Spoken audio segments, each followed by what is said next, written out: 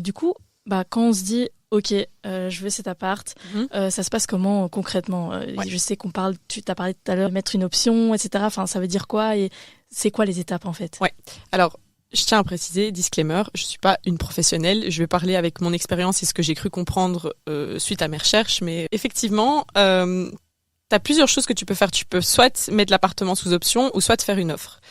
En gros, l'appartement sous option, c'est dire au propriétaire, écoute, ton appartement, il m'intéresse, mais j'ai encore besoin d'y réfléchir, disons.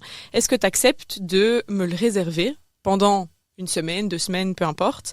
Et oui, juste tu me le réserves et tu le vends pas à quelqu'un d'autre. Donc en fait, quand vous demandez de mettre un bien sous option, ça ne vous engage pas envers le propriétaire. Par contre, le propriétaire peut vous demander, si vous n'achetez pas le bien au final, de l'indemniser. Parce qu'il va dire, écoutez, moi j'ai mis pendant 1 semaine le bien en pause, il aurait pu être vendu à quelqu'un d'autre. Si vous l'achetez pas au final, vous devez me donner X somme d'euros.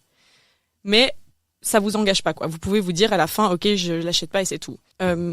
Et puis il y a donc faire une offre. La différence, c'est que là, pour le coup, ça vous engage vraiment envers le propriétaire. Donc tant que l'offre n'a pas été explicitement refusée, vous êtes techniquement tenu d'acheter l'appartement. Donc c'est aussi une chose importante à dire, c'est qu'il faut faire attention de pas s'éparpiller et de pas multiplier les offres si on n'est pas capable d'assumer derrière que en fait c'est quelque chose qui nous engage. Oui, exactement. Et nous, ce qu'on a fait du coup avec mon copain, c'est que sur notre offre, on a mis une deadline en disant ok, notre offre elle est valable 48 heures, parce qu'en fait en faisant ça, le propriétaire sait que après 48 heures, nous on s'est en gros retiré de la vente, notre offre n'est plus valable et donc nous ça nous bloque pas à faire, de faire des offres pour d'autres biens, quoi.